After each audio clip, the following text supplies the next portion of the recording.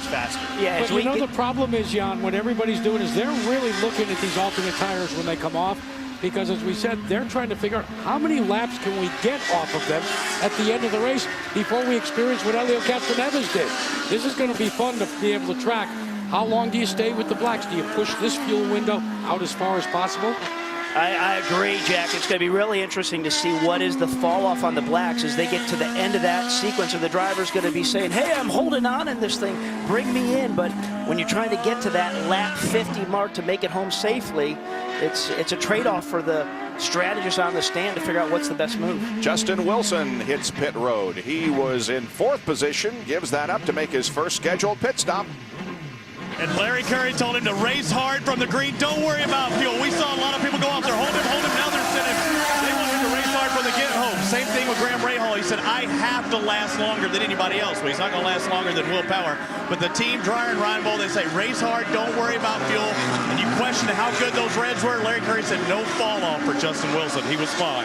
And you could see written on that tire, did you catch that, Robbie? Rebalance. They had written on there, so you hope that they actually made it down there and got that done. But you oftentimes will do that. If you're going with a scuffed set of tires, you'll run them in, send them back to Firestone, get them rebalanced so they're all nice and true. This is Alex Lloyd and Danica Patrick we saw there for a moment. Now here is Graham Rahal and Tony Kanaan as they battle. And we just saw Graham come out of the pit, so his tires are just coming up to pressure and temperature, and TK's been out there, so TK has got to get him right now. If he doesn't get him now, once Graham gets those tires up to temperature, he's going to probably just maybe gap him a little bit. This is for 12th position. Graham has it. Kanaan wants it. BJ Viso running ahead of them as they head down into turn 7. That was Rafa Matos right there behind TK, so obviously his car wasn't damaged in that altercation where we saw him kind of get up a little bit with Simona. And Simona comes in for a stop. She had moved up to 4th. And taking off those Firestone reds. And I thought I saw a little wiggle from the front wing. Yep, they're checking it right there, making sure everything's flopping crazy, but they're going to send her. Talking to Michael Cannon, you know, yesterday we talked about flipping that switch from stupid to smart. He said we're going to 11. We're going to be super smart. But boy, she looks like Kyle Busch out there today, making a lot of contact.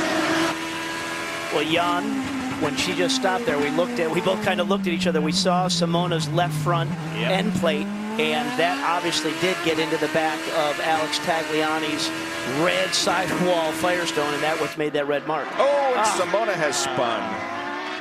That's out of the pits on cold tires, guys. You know, outlaps are important.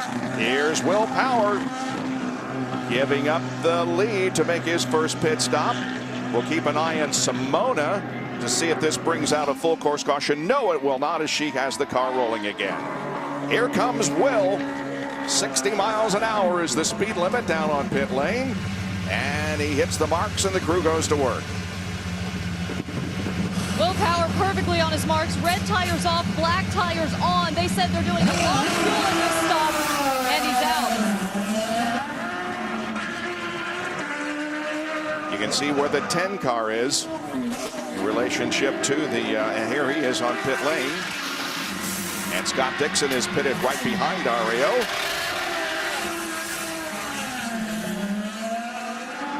Look at these boys fighting it out. So the top 3 all on the exact same fuel strategy. That shows, Robbie, you opened by saying how competitive this series is. One of the goals is, can I possibly go a lap longer than anyone else? It's so competitive, the top 3, nobody could do it. They're all, that's the max they can manage to squeeze out of a tank.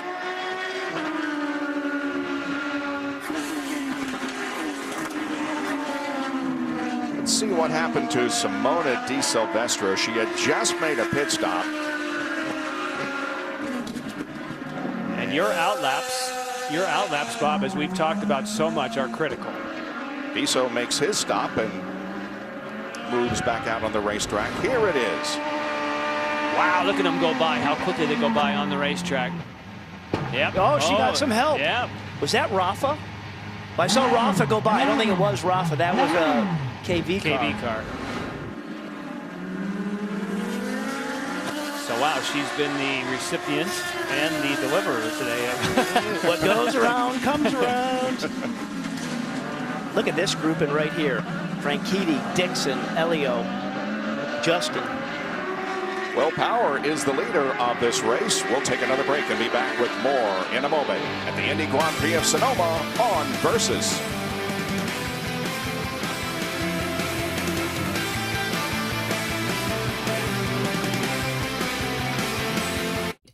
On for the short tracks, open wheels, and high-speed thrills. Versus takes you back when NASCAR got its roots. A NASCAR one-and-modified tour from Thompson International Speedway.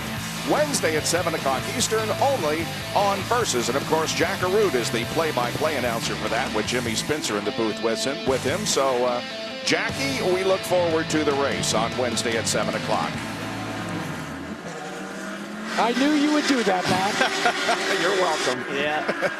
It's good racing, though. It really is. I did tune in for that, as you know, Jackie, and we talked afterwards. I enjoyed it thoroughly, the entertainment of you and Jimmy. Yep. I think one of the great things is a lot of people have said they're NASCAR Indy cars. That's right. All right, Will Power goes to the inside of E.J. Viso and puts him a lap down. There are now 21 cars on the lead lap as E.J. goes a lap down. Yeah, I saw a little donut stripe on the right pod there of E.J. as Will went by. Power enjoys a 7-second lead over Marco Andretti, who's running in second position. And there is J.R. Hildebrand, who was running in third spot. Remember, JR's on a different pit sequence than what Franchitti, Dixon, and Elio are on. So this is for position, but he's in a similar circumstance to Marco Andretti, who's shown in second. Dixon, again, for position, but J.R. Hildebrand as well as Marco Andretti, unless there was some massive long caution, will have to pit 2 more times. Yep. J.R. Hildebrand with the IZOD fastest lap. How about that? And on lap there's number 13. one of his stops right there. So unfortunately, he'll give up all that track position, and you could see just at the end of that shot that his teammate Justin Wilson's getting racy again. Yeah. And hopefully what you do by being out of sequence, when he does get tires and fills up here, you can come back out on the track, have some clear running, and just run as hard as you can. And unofficially, this is the final race for Ryan Bolden in the Trans Systems car today. Now, yesterday was very upset that he didn't get more out of those Firestone Reds. Oh, a little hiccup right there with the fuel nozzle. He was very upset he didn't get more with those Firestone Reds, but he turns the fastest lap. Robbie, I don't think he's upset anymore, and I guess they did finally fall off. And a first full course caution comes out as Milcaduno has looped it coming out of turn number 7. So finally at lap number 33, we have a break in the action. Hey guys, this is a big break for Marco Andretti. Remember, he pitted out of sequence and he managed to battle his way up through the field. Now with this full course yellow, Robbie and Jan, he can get back on sequence. Well, he can, but he's going to lose all that track position, Jack. I mean, if they're really gamblers, they could stay out and hope that they have lots and lots of caution and only have one more stop, but they would need a lot of help of yellow to do that. Remember, Marco Andretti does have the alternate tires, while the majority of the guys in front of him and behind him are running the primary black tire to dispatch with that as well. So it's going to be interesting to see the decisions that Marco Andretti's team makes here. Yeah, I think they'll probably pull him in and give him fuel, and unfortunately that's going to put him right back into the order, because as he goes into the pits, those other guys fly by. Yep. But at least he'll have caught up behind the pace car. Yeah, it's a little bit of a gamble to just get enough laps to get to one more stop. Yeah, that'd be a huge roll of the dice. Yeah. So at least this way, you're full of fuel, you're back on strategy, and then your final stop, he won't need as much fuel. So his final stop, he can leapfrog some people. Yeah, hopefully you get a little bit of that track position back. 34 of 75 laps have been completed with Will Power having led the entire race so far. Here is the Will Power car. You know, whenever I think, having gone back a long time in auto racing, of Penske Racing, I think of Mark Donohue. And 35 years ago, last Thursday, Mark died of injury sustained in a crash during the morning warm-up at the Austrian Grand Prix. Among his many accomplishments, Mark Donohue was the winner of the 1972 Indianapolis 500. Jack. Hey, down here at the IZOD Performance Pit Center, we like to always take a look at these pit stops. We've isolated Will Power's outside front tire changer, and that, of course, is Billy Vincent. Where I want you to pay attention as we roll it is what he does with the gun. Now, the key is, as we've said, as Jan did in one of his Professor B's earlier, see when he dropped the gun down, that automatically reversed it, so when he puts the center lug back on,